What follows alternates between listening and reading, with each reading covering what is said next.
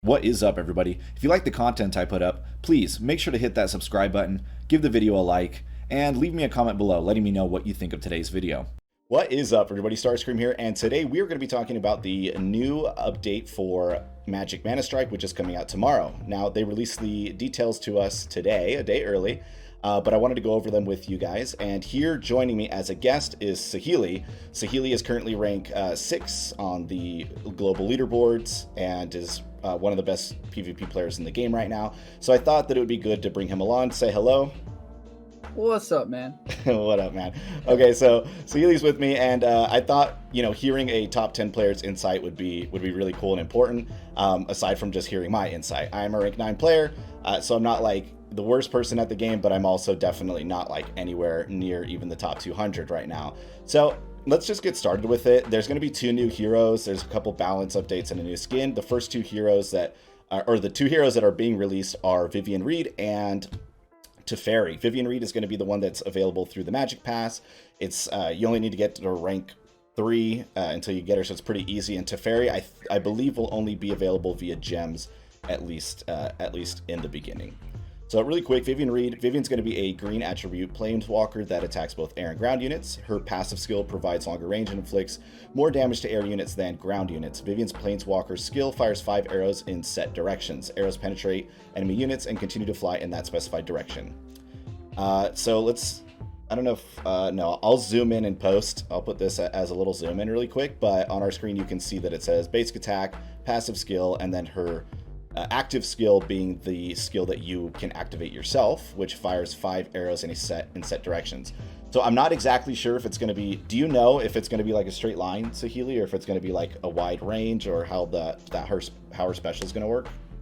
I believe it's going to be separated like into like an AoE type, like 5 different arrows, very close in proximity, but they're going to be kind of spread out. So kind of like a cone almost, like in, yeah, for sure.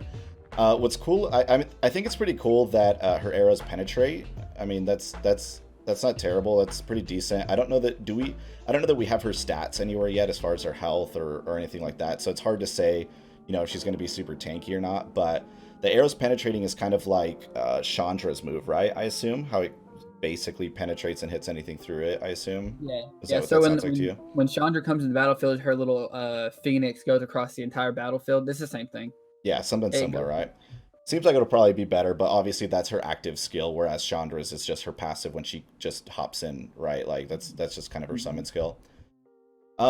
So looks like green's gonna be pretty solid. I don't know. What do you think? Do you think green's gonna still be as solid? Do you think?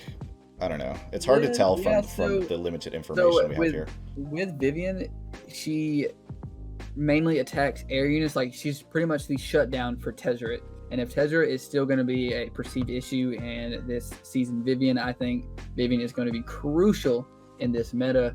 The only thing you might have an issue with is people like swarming you on the ground.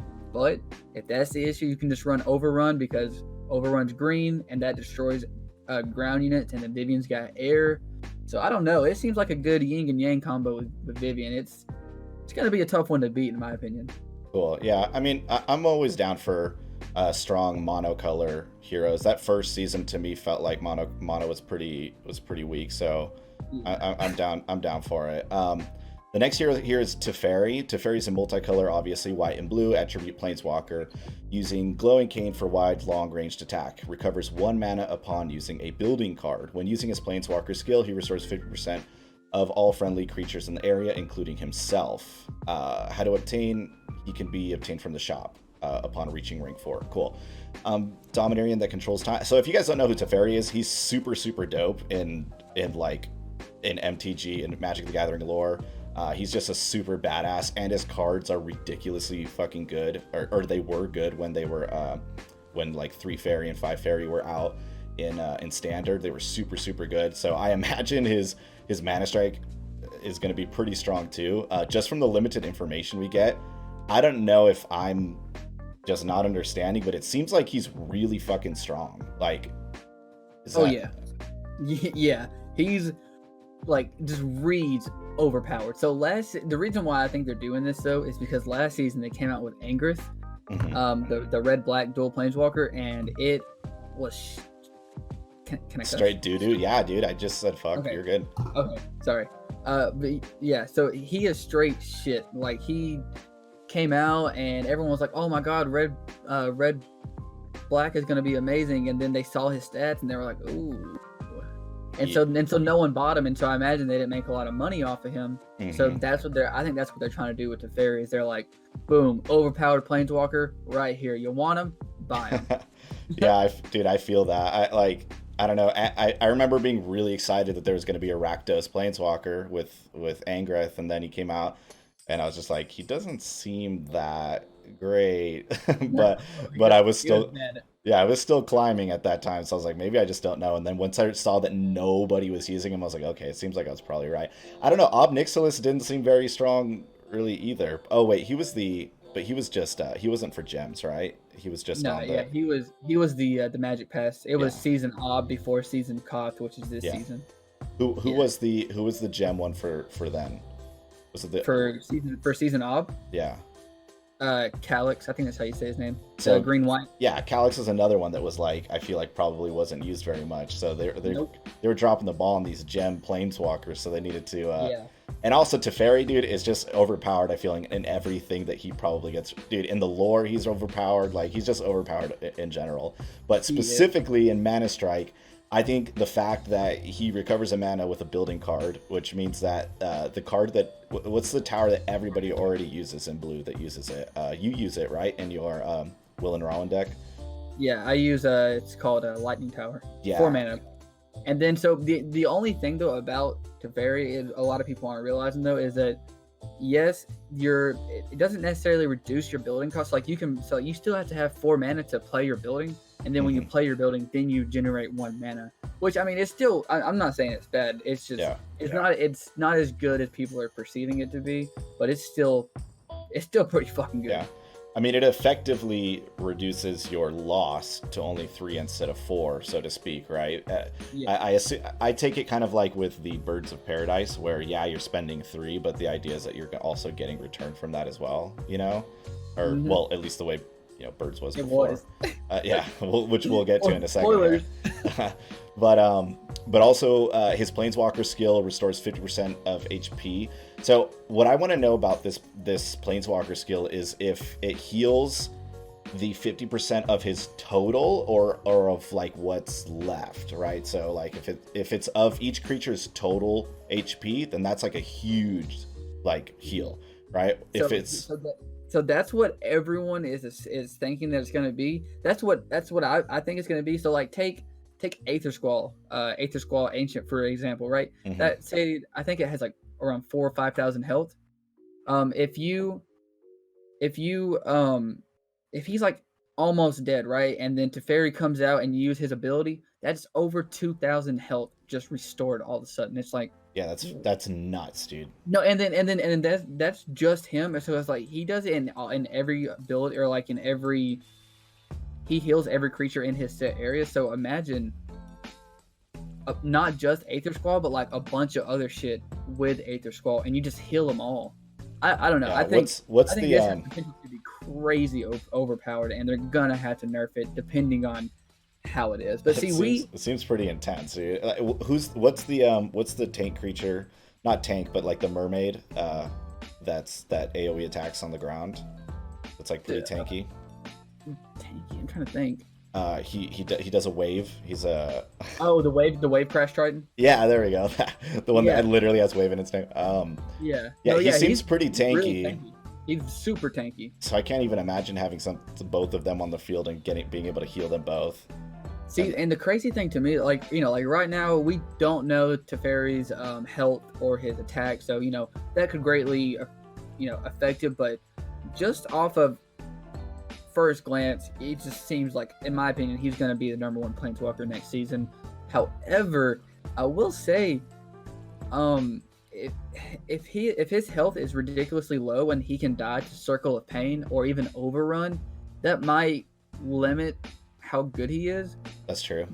But still, I don't know. He's still going to be hella strong, in my opinion. Yeah, I mean, I guess we're gonna see. I guess like that's gonna be really stat dependent. You're right, because And so picture, so viewers, close your eyes real quick. Picture this deck, right?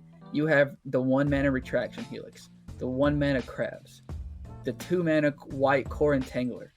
Then you have what was the other one? You have Icefall Regent, the 4 mana. Then you have the 5 mana Aether Squall Ancient, and then you just have like 1 or 2 more other small mana things like Blinding Mage or like Angel Renewal that already starts to heal.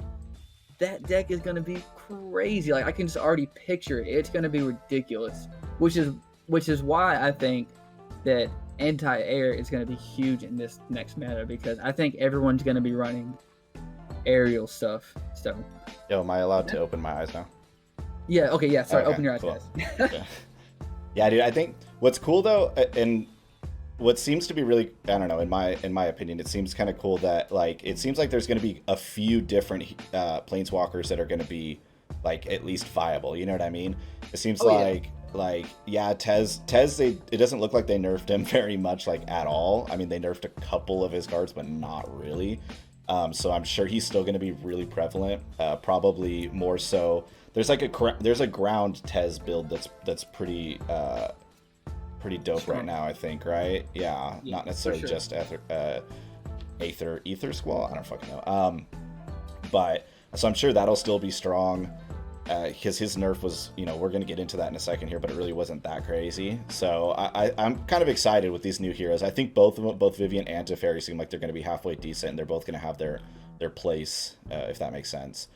Now, the next thing I have on here is the Mardu War Chief Angrath, which I am sure 0 people will get, but it's a skin, so if you're a collector of skins, it'll be here. I mean, it looks really cool, but I mean, Angrath is just not sparkly right now, so I don't, I mean, yeah, I mean, do you have anything you want to say about that? Because I don't.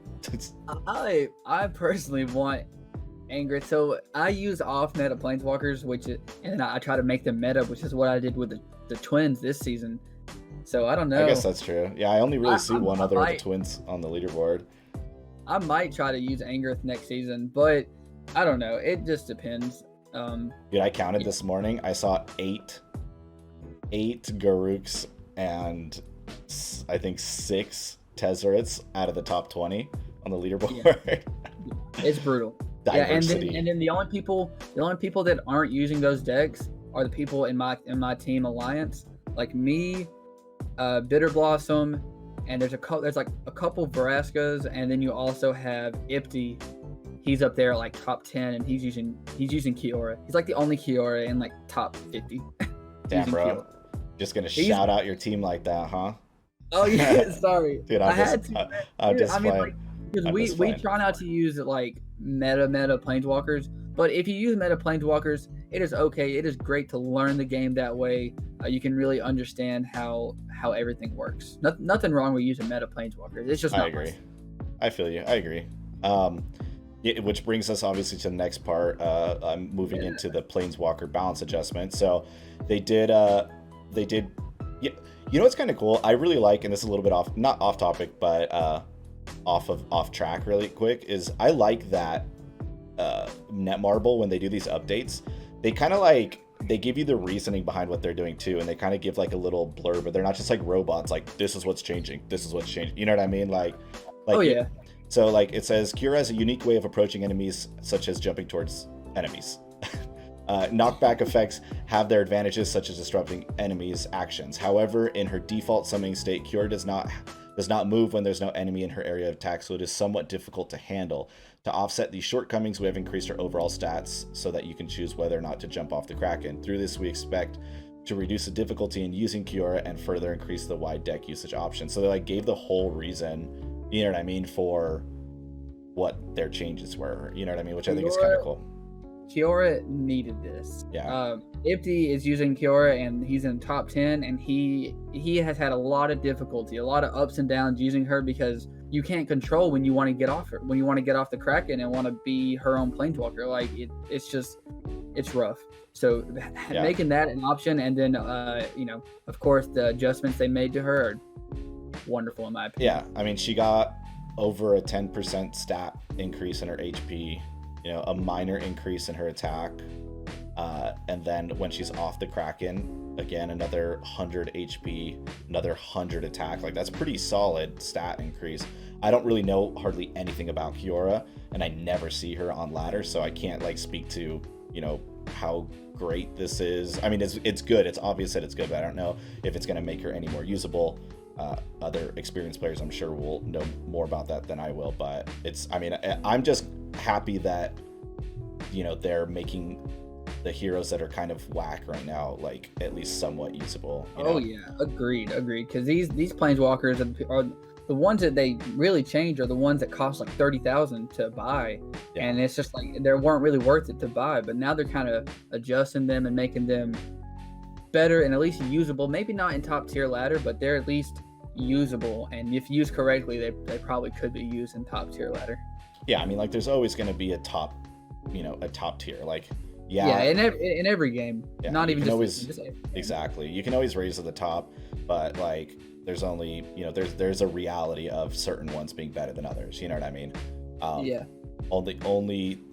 The only people that can usually get into there and defy that are just really highly skilled players, or somebody that's figured out a very, very niche thing with, a specific planeswalker or whatever game you're playing, Anyways, that leads us into the next one, which is Calix, white, green, which hasn't seemed like an amazing color combo in general, aside from Calix just not being good. I feel like the combo just isn't that great. You know what I mean?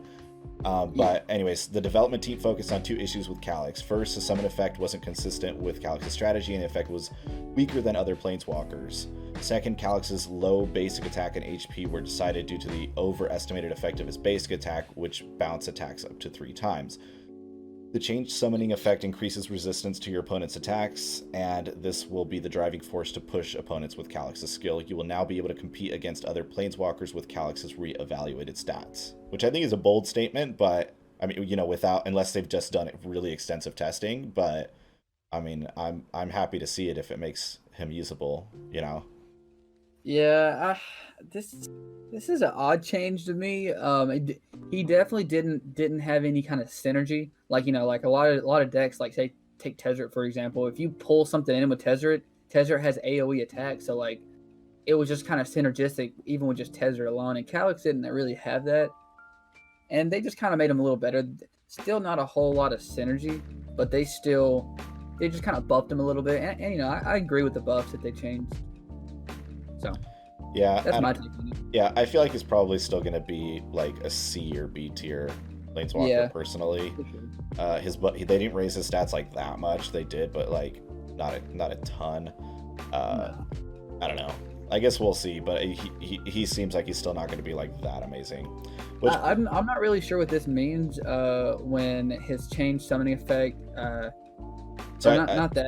He grants a shield effect to the nearest guardian. They don't really touch on that, and I'm not really that could be overpowered.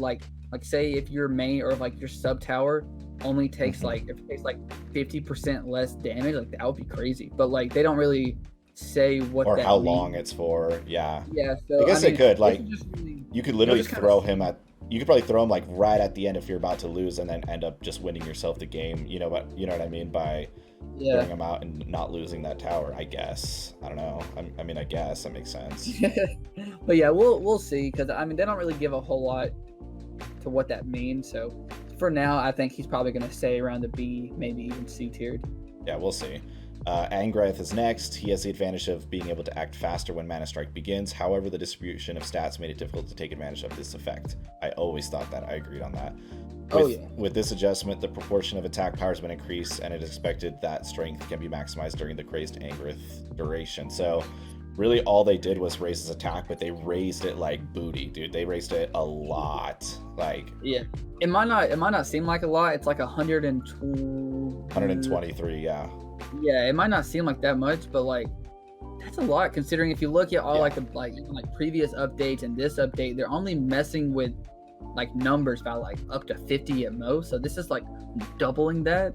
So I mean, it's I don't pretty know. ridiculous, especially because he gets that like faster attack speed and stuff too. It's like Yeah. it's gonna be nuts, dude. He's gonna So shred people. I mean, like this is his base attack, but if you look at his attack per second, which when the update comes out, you'll be able to see it. I bet it's going to be more than 321 because you can click on the attack and you can see how much they do per second. Oh yeah. And it's crazy. I do agree since they buffed him so much that his health got decreased by like 200. Nah, that's cool. It's fair. It got decreased by a little bit less than that, like 130 or so is what the decrease was. But it'll make him squishier. But you know, he still has a pretty decent amount of HP compared to other planeswalkers. Like he's got quite a bit there.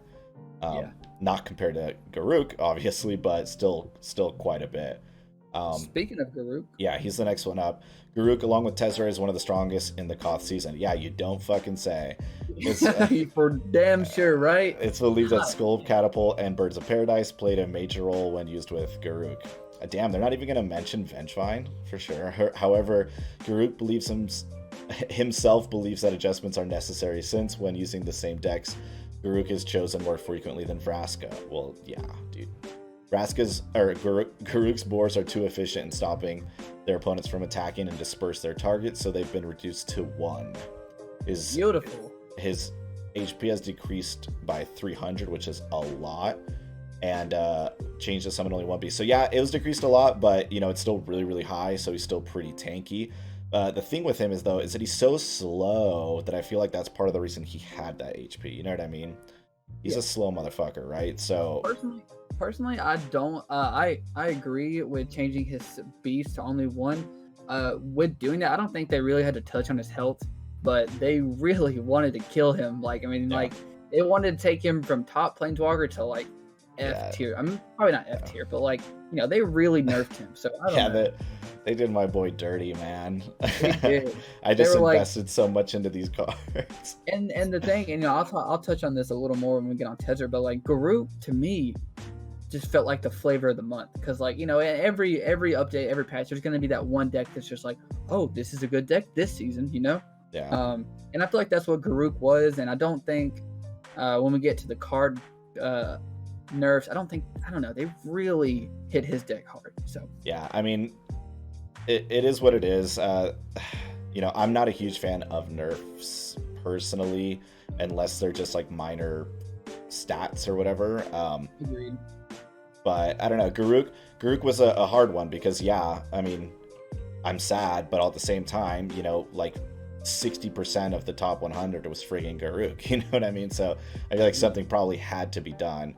So I don't know, we'll see. You know, I do think Vraska is probably now better than him, but I don't think, you know, I saw some people online on like Facebook and stuff saying that, you know, Vraska's now way better than him. I don't know that I would go like that far. You know, I think black green just isn't like going to be as strong anymore.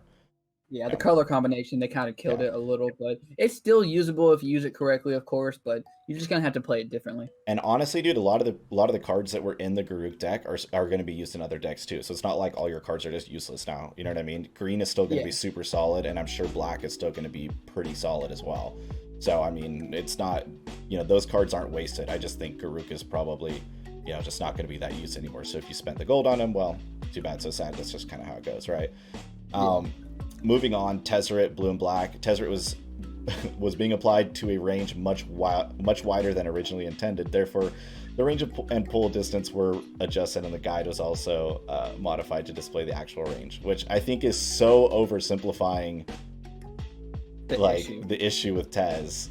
I think so. Like for me, and if you ever have played against Tezzeret or you've played with Tezzeret, you know that like when you go to use his ability, there's a circle, but then there's like this invisible circle around that actual circle that still pulls in. And like if their toe is in it. Yeah, like, or like not even that, like if they're just close to the circle, like that is what's broken about it, was that like you could be like right now his tile, it said like his range was at 5. If they were at 6, it would still pull them in. Like it was ridiculous. It was just, it felt like something wasn't right. And in the development of it. So maybe they fixed it. They said they reduced it from 5 to 4. I don't know. We'll see. We'll see. Yeah, I mean, it definitely, obviously, a reduction in abilities is always going to be somewhat of a nerf, right? We'll just see how much it actually affects, gameplay. I just think more the issue with him was just how his stats, how tanky and how much damage he does, and the fact that he doesn't AoE, attack. I mean, he just wipes shit out. You know what I mean? He's like he's a blue-black Garruk essentially to some degree, and combined with his air superiority with Ether Squall and shit like that. I mean, granted, air is gonna, I don't know, we'll see. Like I said, ground Tez seems like it's probably still gonna be pretty good, but again, I haven't played in top 100, so I guess I don't know how much of an effect it'll have in higher level play, right? Which kind of brings us to the next part here, which is card balance adjustments. As you can see, the only 3 cards that got adjustments were Garruk cards. Cool, fun times. Green Birds of Paradise mana production reduced increased, I guess, from 3 to 4 seconds, which I don't know. It almost kind of defeats the purpose of having the Birds of Paradise, right? I feel. I don't know. Maybe they were. I don't know. What do you think about this? Like, why do you think that Birds of Paradise was so important for them to nerf like this? I personally, and I think many people will back me up on this was unnecessary, in my opinion. Birds of Paradise, the whole point of playing birds was that it would net you, if it wasn't touched, it would net you 1 mana, but it had to stay alive. It's full health, so like that was crucial in that thing. So, and it didn't do any damage. So now it doesn't do a whole lot of damage. So now you don't net any mana anymore. So I don't see why you would even use it now. Yeah, it just doesn't make any sense.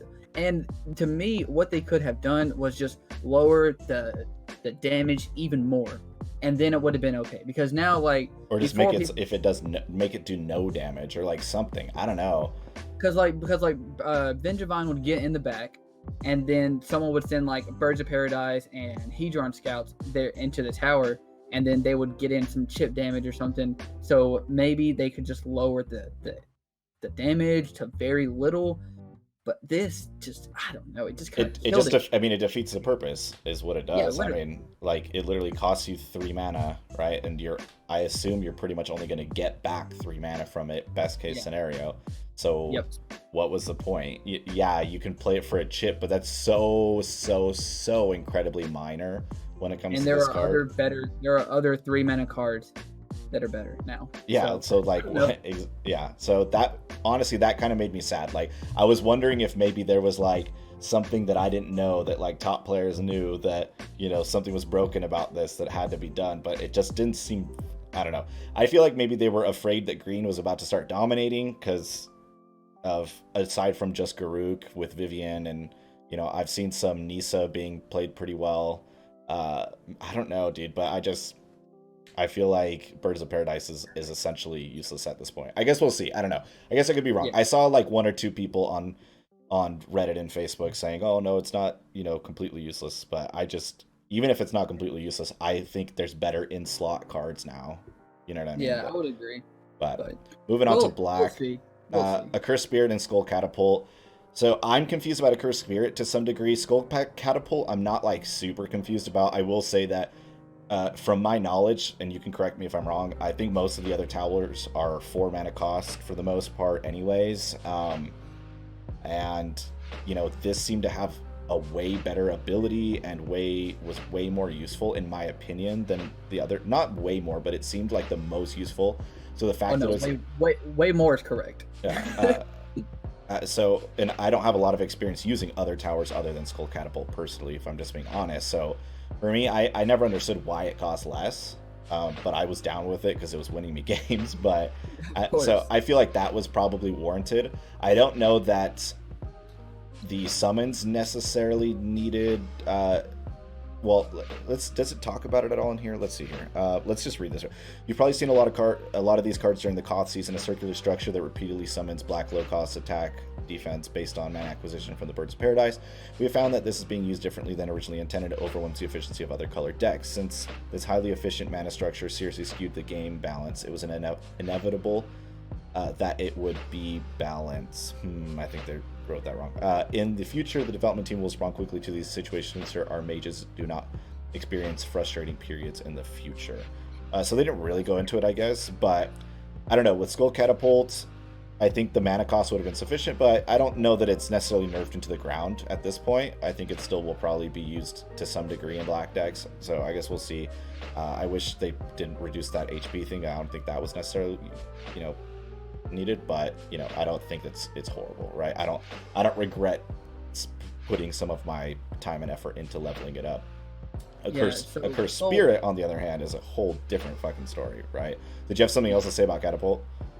From 3 to 4 is perfectly fine. Like you said, I don't think they should have nerfed the HP because it went ahead and upped the cost, and then it just seemed unnecessary to make the HP. Yeah, I don't know. And I don't think it's going to be like that meta not being in a Garruk deck now anyways, so, but whatever. Now, a Cursed Spirit is more of what I have a beef with, and I think probably a lot of people will agree and a lot of people will disagree. I've seen very, very conflicting things on this, but they increased the mana cost from 2 to 3, right? So me being I've played since the first season, but I just haven't played like a ton. So I consider myself still kind of like a newer player. But for me, I always understood it as it's a rare card. It costs 2 because it does decent damage. It doesn't have as good of range as Blinding Mage, but it's really easy to fucking kill. You know what I mean? At least that's how I always felt about it. Now, it does have that, upon death effect, which kind of adds more utility than something like Blinding Mage, obviously.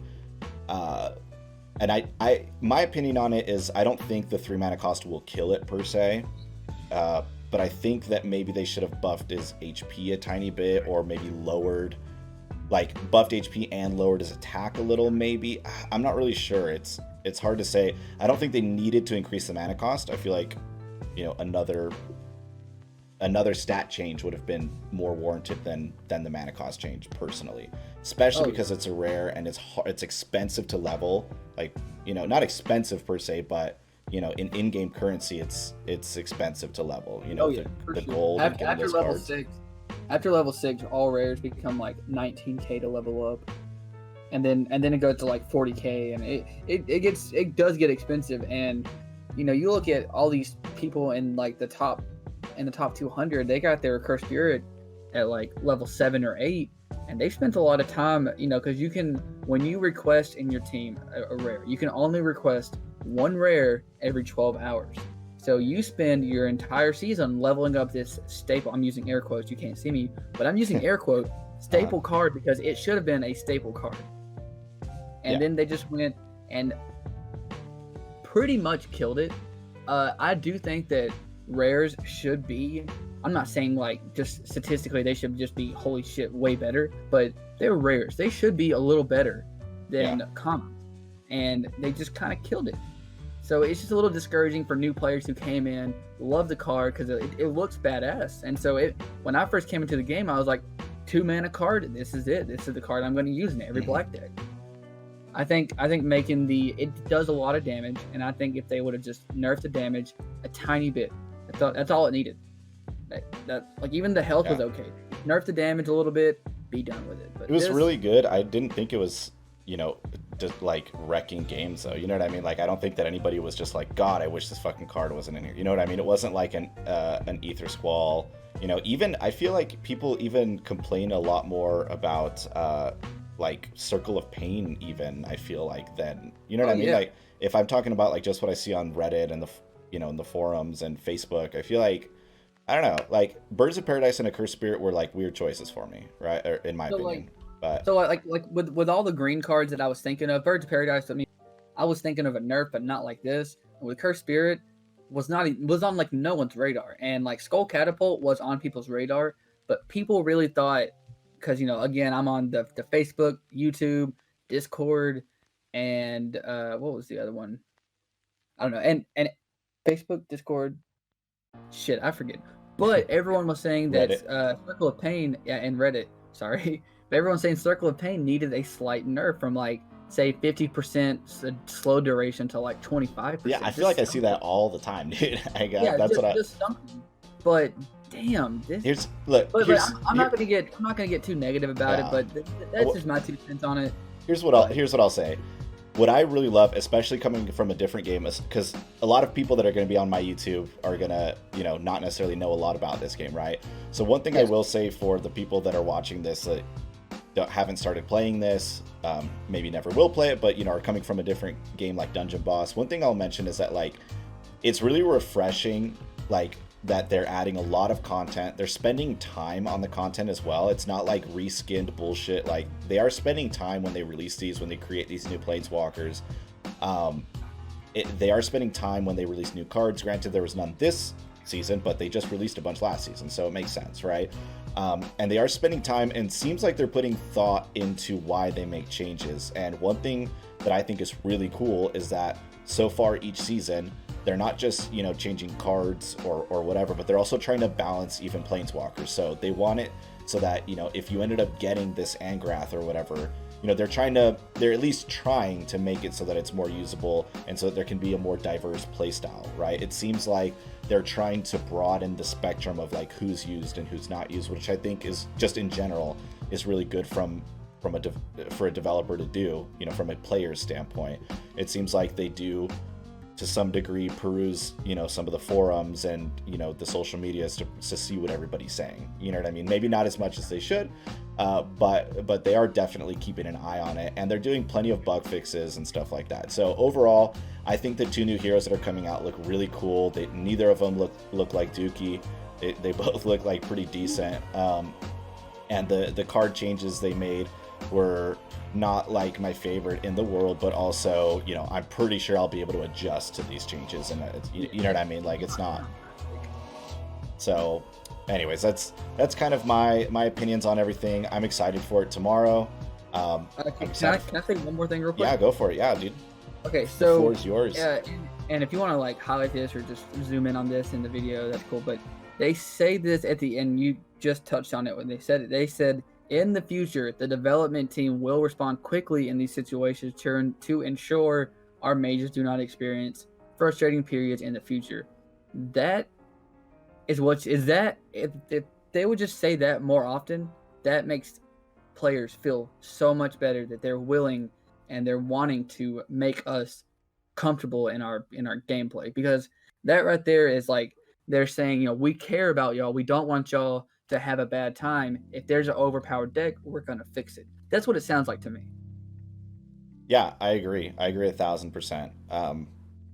They care, and it seems like they might even do mid-season bug fixes and stuff, as well.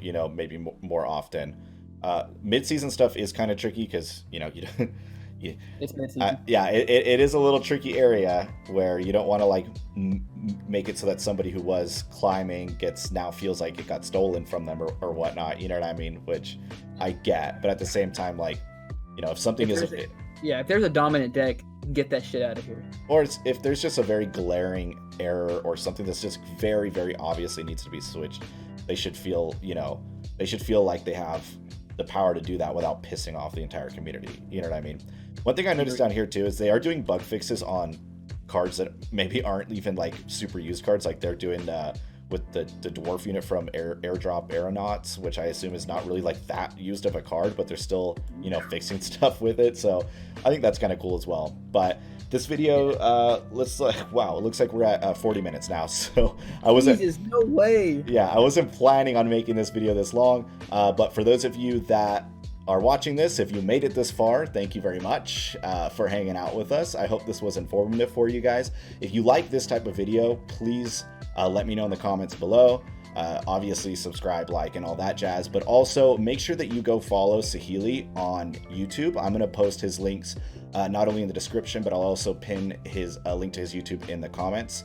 He posts a lot of videos. He's one of the only other, there's maybe 3 content creators that I regularly see for this game, but aside from that, he's also at the moment is still one of the best players in the game. So definitely going and watching him and getting tips from his gameplay that's not necessarily just one meta deck the entire time, it will definitely help those of you that are trying to learn the game and that are trying to get better. And like I had mentioned, I am working on a new player guide from a noob's perspective, right? So I will be releasing that soon for those of you that are interested in getting started.